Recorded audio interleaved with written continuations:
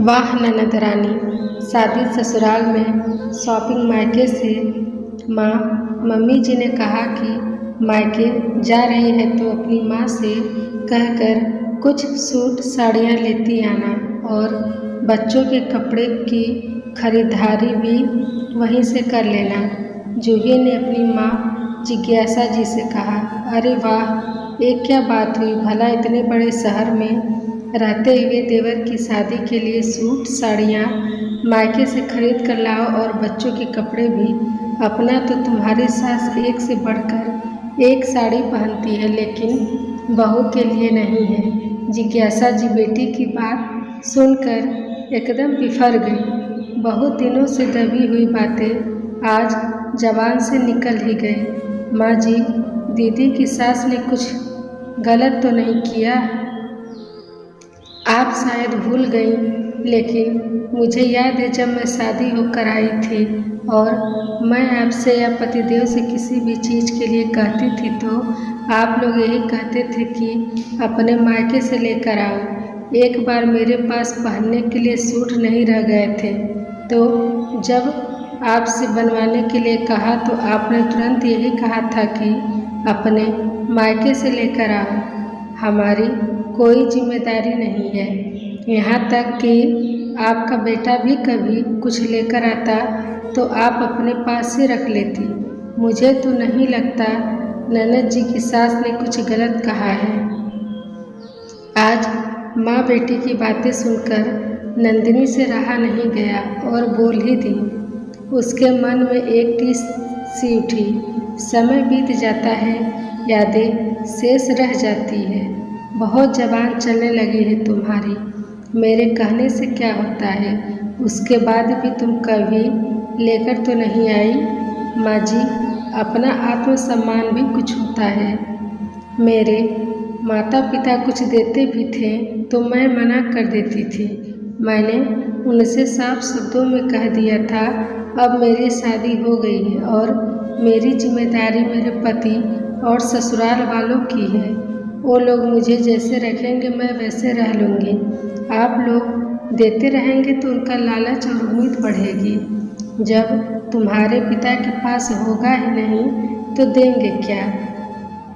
मेरी बेटी भाग्यशाली है, उसके भाग्य से हमारे पास है, तभी हम उसको दे रहे हैं। जिज्ञासा जी बड़े ही गुरूर से बोली। जब ननद जी की शादी तय हुई थी तभी मैंने आपको समझाया था। माँ जी, आप शुरुआत से इतना देती रहेंगी तो उन लोगों की उम्मीद और लालच बढ़ेगी ही। लेकिन उस समय भी मुझे यही सुनाया था, जिसके पास होगा नहीं वो देगा क्या? और तुम कौन होती हो ये कहने वाली?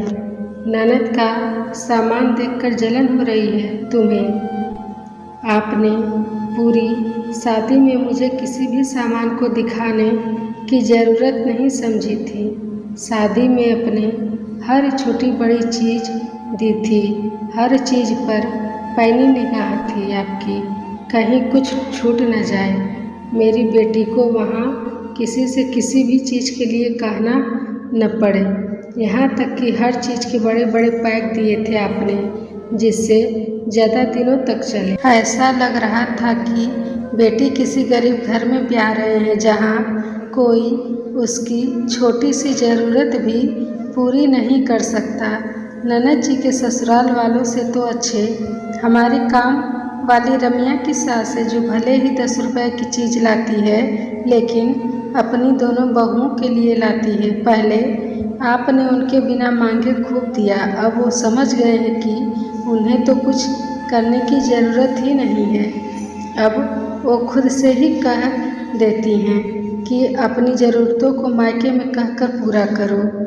तब आपको बहुत बुरा लगता है। और वैसा ही ननद जी हैं जो हर चीज़ का रोना लेकर आपके पास चली आती हैं। उन्हें भी शुरुआत से समझदारी दिखाते हुए आपको मना कर देना चाहिए।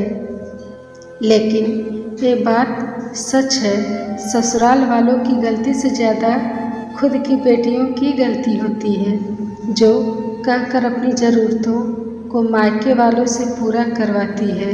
आज मौका मिलते ही नंदिनी ने अपनी सासू माँ और ननद को सच्चाई का आईना दिखा दिया था।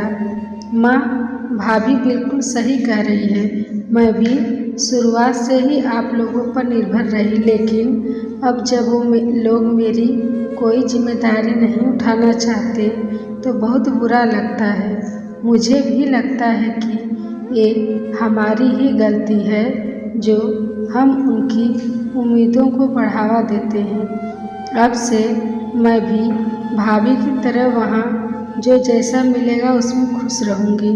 आप लोगों से कहकर अपनी ज़रूरतों को पूरा नहीं करवाऊँगी। आखिर अपना आत्मसम्मान भी होता है। आज बेटी और बहू की बातें सुनकर जिज्ञासा जी को अपनी गलती का एहसास हुआ और वो अपराध बोध से भर उठी। आगे से उन्होंने भी अपनी बहू से कभी ऐसे शब्द नहीं बोले जिनकी यादों की टीस हमेशा के लिए रह जाए।